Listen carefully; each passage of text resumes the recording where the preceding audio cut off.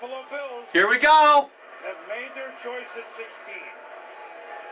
Oh my God.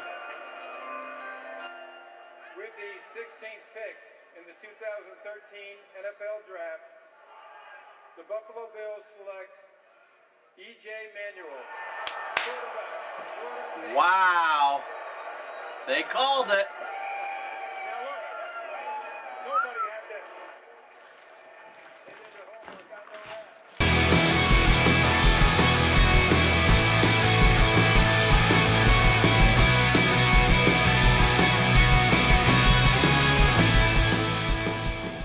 And welcome back to the Buffalo Bills pregame draft review 2013. And we survived the draft. We were all glued to our televisions. We got through it, looking over the results, and we picked first overall, finally, a quarterback, EJ Manuel out of Florida State. We did it. We drafted a quarterback in the first round.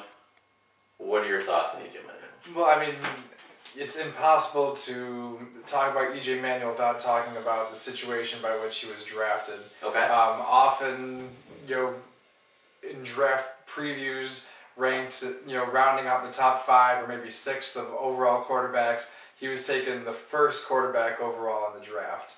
And by a long shot, a little bit. I mean, the Bills traded down to get to that spot to pick him, presumably, but it would seem they could have picked him much later. I've heard a lot of talk about the Bills should have traded down again if that was their pick, but without being in the room, that's a really easy thing for us to sit here and speculate. True, yeah. But finding a draft partner that's going to give you any kind of reasonable deal, halfway through the first round, you don't have the same leverage that you do with the 8th overall pick. So the 16th. So are you okay that we picked a quarterback at 16th, or would you do it? Philosophically, absolutely, I like using our first pick. Even just telling the quarterback that you're the most important piece in this puzzle. I like the idea of it.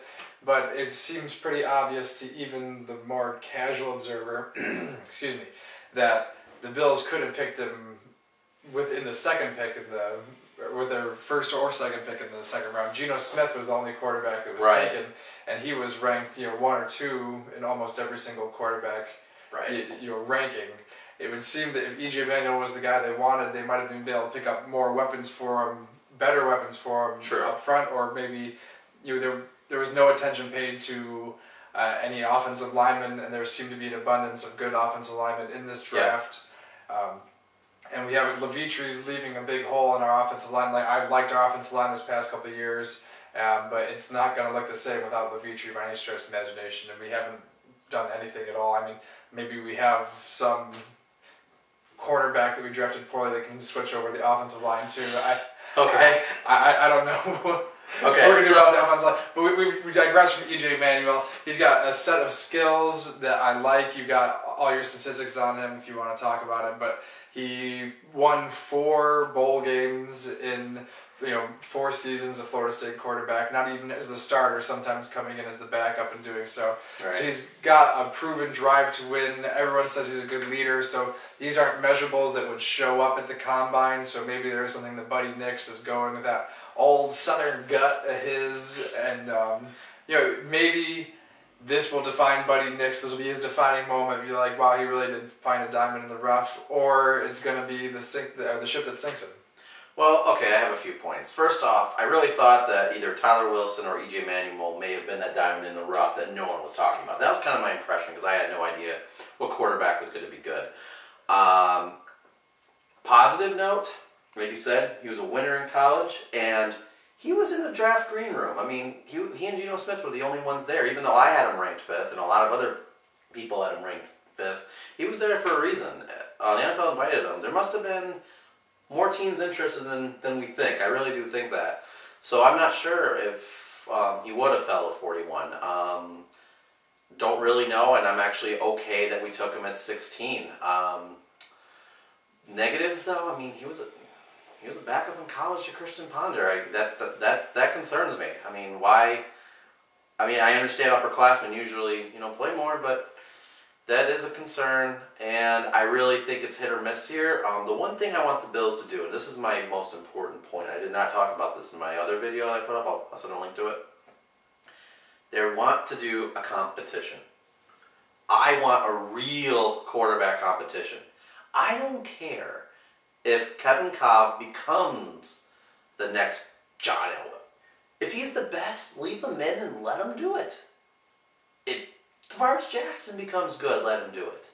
Don't force the EJ Manuel situation. Go with whoever is the best and actually have a real competition with it, guys. Like, figure it out. Do I think EJ Manuel has the most? Probably. Yeah, I'm not going to lie. And I'd be all for it if he did. But really figure it out. I couldn't disagree more. Wow, okay. I mean, all right.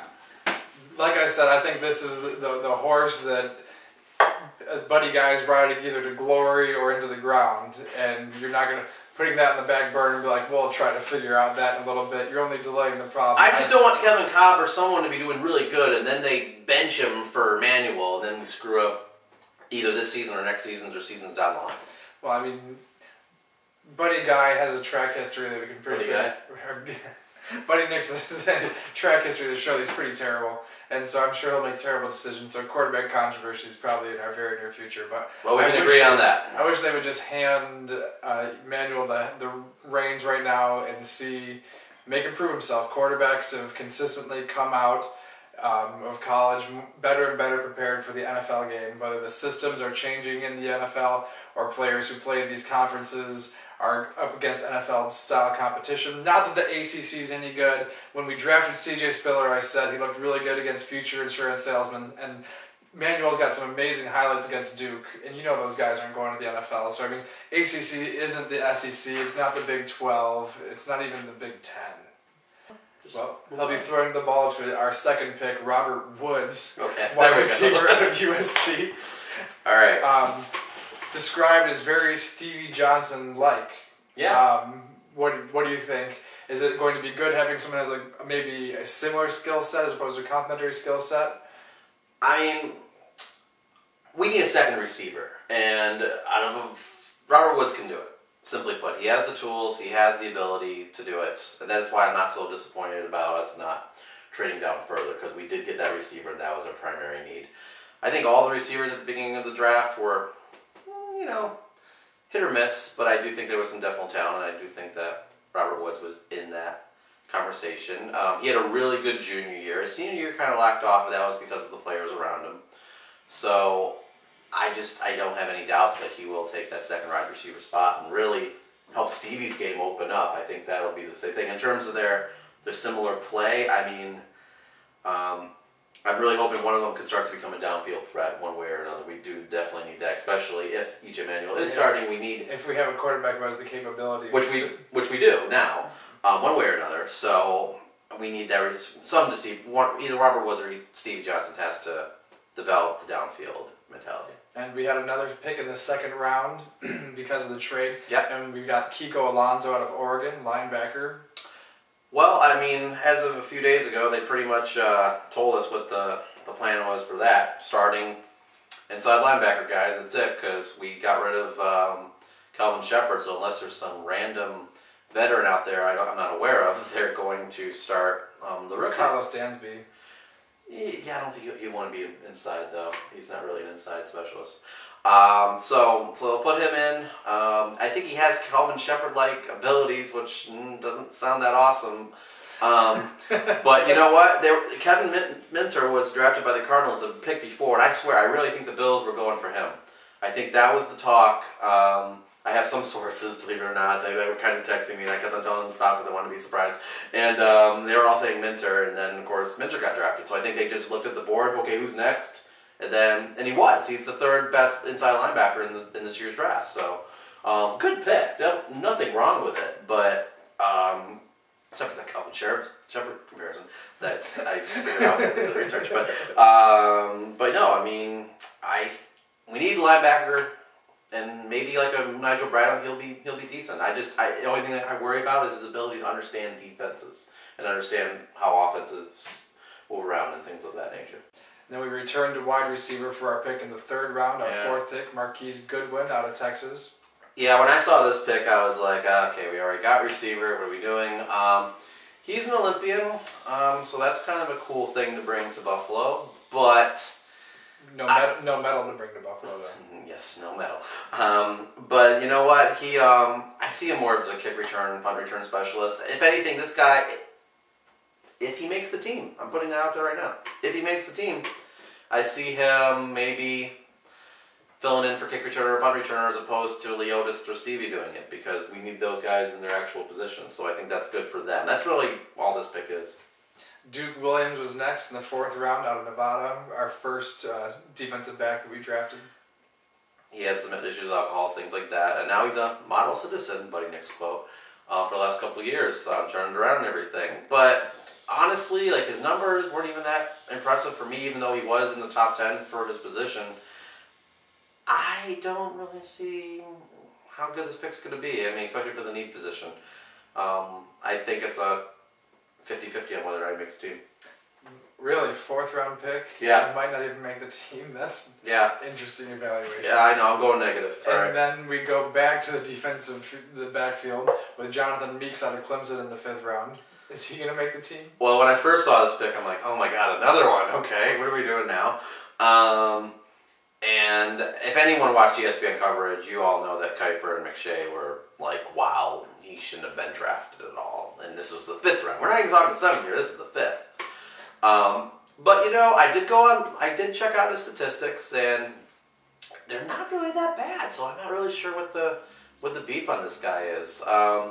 However, despite that, I think he's someone else that may or may not make the team. I think either Williams or Meeks will make the team. I think one of them's going to get cut.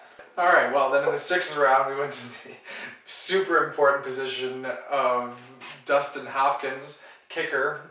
So, do you like picking a kicker in the 6th round? You're never going to believe this. I actually love the pick. He was the best kicker in the draft. We didn't really talk about kickers much during our preview show. Matter of fact, I think you used it. To my dismay. Yeah, I think you actually used it to write some notes down, our little list that we had here. But no, at first I was like, really? But then I looked at his numbers and I'm like, wow, okay, this is an actual good kicker. Like, we could get like maybe a Pro Bowl kicker in Buffalo again. And Lindell's been serviceable, and I really like Lindell. But he is getting older, and it would be nice to have a Pro Bowl caliber kicker in here. Now, I don't know what's going to happen, but I mean, if I really had to predict, I would say Lindell's probably going to get cut. And Hopkins, this season? Yeah. Season 1? And Hopkins will be the rookie kicker. And I think he'll do fairly well, given his statistics. All right, in the 7th round, last pick of the draft, the Bills picked up Chris Gragg, speedy tight end out of Arkansas. Yeah, and this was another surprise, positive 7th round pick, and this is one that we traded for. So this is one we did not have originally. Came from the Rams, and he ran 4.5 40. Excuse me, and he's known as being a receiving tight end, which we really don't have, and we didn't put a lot of stock in this pick either, because I still have faith in Scott Chandler. Actually, I know he just had a surgery, but everyone's been talking tight end, and you know, I'm like, we still got Chandler. But this gives us another option and a low risk option given the spot that he was picked. Like, let's bring him in, see what he can do, and if he overtakes it, good for him. Another 7th round good draft pick, like a Fitzpatrick or a Stevie Johnson. But Fingers crossed, man. Yeah, we'll see. So that was the draft. A lot of talk about an undrafted free agent picked up by the Bills, Rick Rogers out of Tennessee Tech. Went undrafted but has the skill set of a top 5 wide receiver. Led the SEC in 2011, but ran into some problems passing drug tests and had to go to Tennessee Tech for the remaining of his career. So there's a lot of excitement about that, about him making the roster, or being in some third wide receiver packages. So Rick Rogers might be a big name going forward. But overall, the whole draft in total, what are your observations, thoughts, grades? Okay. So I'm gonna give it a B though. Like, even though I really liked how we picked need positions pretty much every single pick. I don't like the fact that we totally, like you said at the beginning of this, did not address offensive line, and we didn't address actual corner. Like that 5th round could have been a decent spot to pick up a corner or the guard. And we didn't do it. We didn't add another body in just for competition's sake. And this draft was for the bigger linemen. This was a lineman draft, and the fact that we didn't address linemen in this particular draft kind of bugs me a little bit. So I only go as high as a B. I do love a lot of the picks, though. The receiver, the fact that we got the future quarterback possibly, decent linebacker, good stuff happened. You know, you gotta love they picked a quarterback first, but they could have got him pretty clearly, at least in the 2nd round, if not their 3rd pick in the 2nd round, or their 2nd pick in the 2nd round, their 3rd pick overall. Based on Buddy Nick's history in the draft, Aaron Williams, shifting positions, just showing again like how he's not necessarily good at evaluating amateur talent. I start off with a C, but with EJ Manuel's ability, if he gets good, this whole thing looks glorious, and Buddy Nick's a genius. For Chicago, man. But if not, the whole thing's dead. I'll give him a C+. The plus for optimism. Wow. The C because Buddy Nick's is terrible. Wow. Okay then. Well, that wraps up our Buffalo Bills draft review 2013. We go on sabbatical now. When we speak to you again, we will not know. Maybe when EJ Manuel wins his Rookie of the Year. Or maybe when he gets cut off the team. Cut? Hey, they cut Vince Young. Anything's possible, folks. It's been a pleasure.